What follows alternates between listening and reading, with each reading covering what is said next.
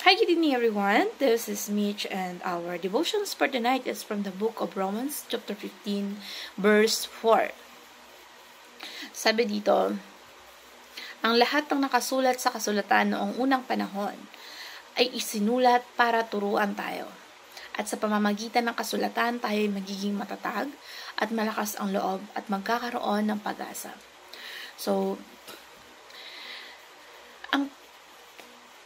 alam niyo ba na ang Biblia ay history yan ng buhay ni Jesucristo at yung mga nangyari noong unang panahon na yung buhay ng mga ating ninuno at buhay ng unang panahon na at isinulat ito para turuan tayo.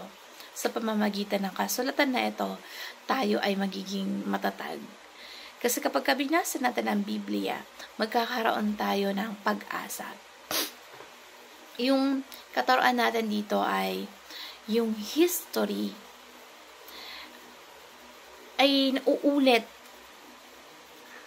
Paulit-ulit lang. Repeat itself. Kung ano yung nangyayari in the past, nangyayari din ngayon at patuloy na mangyayari in the future. So, sa ating mga tagasunod na Jesucristo at mga naniniwala, yung mga nakasaad sa Biblia, ay na nagsimula sa creation, fall, redemption, at yung fulfillment na napag-aralan natin yung nakaraan. At yung maintindihan natin ng biblical series para palalimin natin ang ating sarili sa salita ng Diyos. So, ang buhay natin, sabi nga dito, paulit-ulit lang.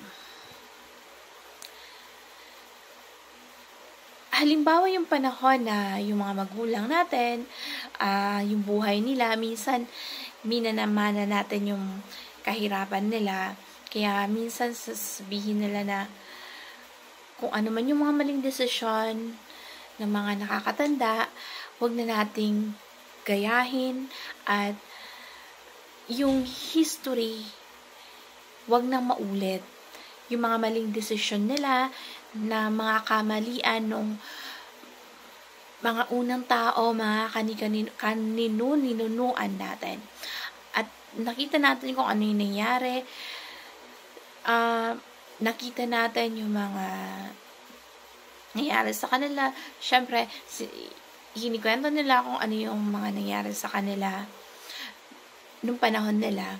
So, yung mga mali noon, huwag na nating ulitin ang pagkakamali ng nakaraan.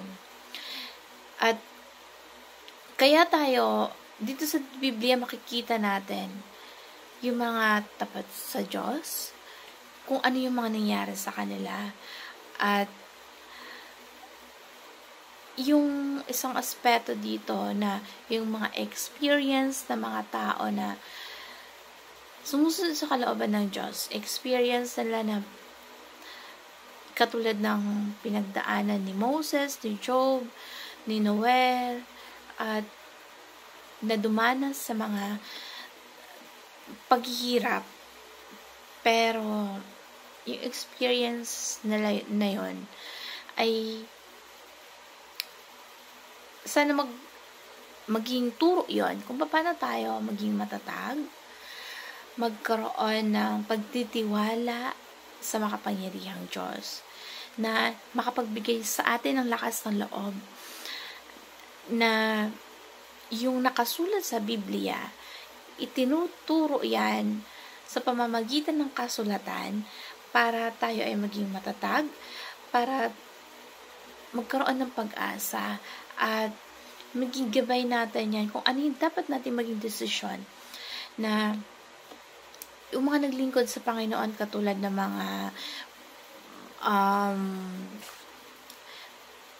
mga pagsubok na pinagdaanan nila Job, yung mga sufferings niya na hindi pa rin niya pinagpalit yung pananampalataya at kahit ano pa yung hirap na pinagdaanan niya. Walang wala nakahadlang sa paniniwala niya at pananampalataya niya sa Diyos. At siya ang larawan ng parating na Kristo na walang bahid na kasalanan, pero nagtusa. Pero lahat ng yung story na yan sa Biblia, lahat ng mga tagasunod niya, ay si Jesus Christ ang foundation ng lahat ng pananampalataya na yan. Kung si Jesus Christ ang foundation ng Bible, dyan dapat tayo tumindig. Dyan dapat natin pagbasehan ang buhay natin na para hindi tayo maligaw, na hindi tayo makapag-decide ng mga maling desisyon. Kasi nakasulat na yan.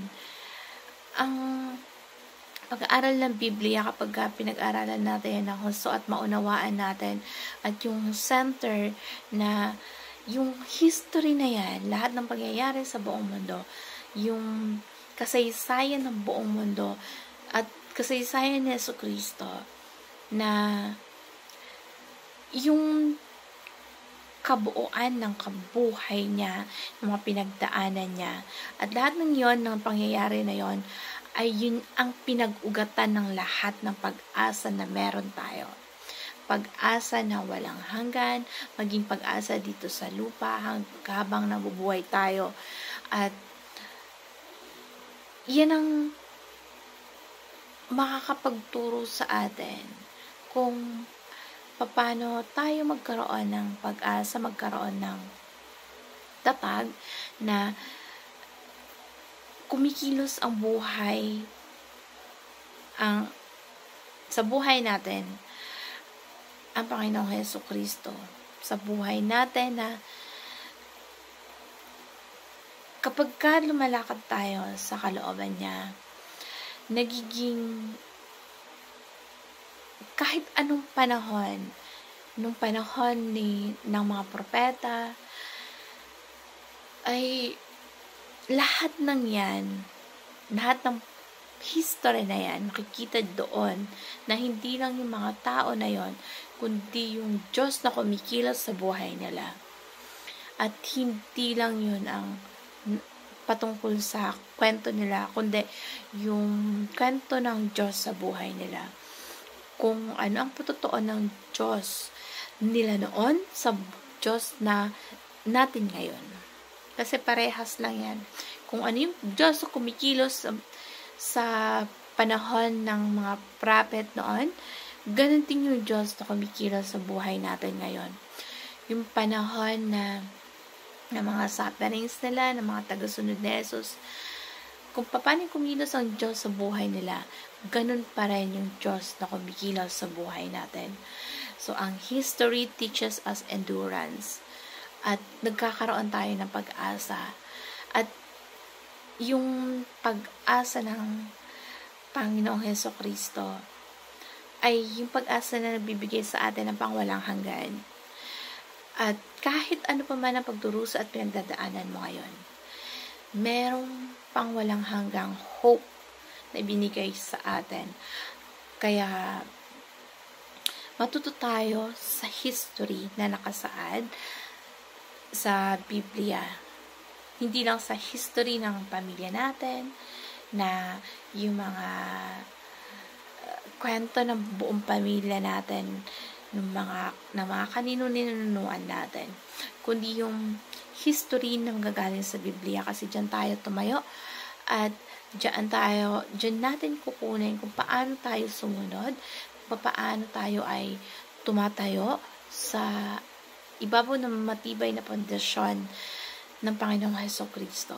Ng Gospel of the Story, yan ang pinaka-history ng buong mundo, at yan dapat ang maging storya ng buhay natin, na biblical story, na yung buhay natin itinatayo natin sa ibabaw ng ating Panginoong Jesucristo. So, dahil siya ang pinakamatibay na sandigan. So, yun ang katuroan ng talatang ito.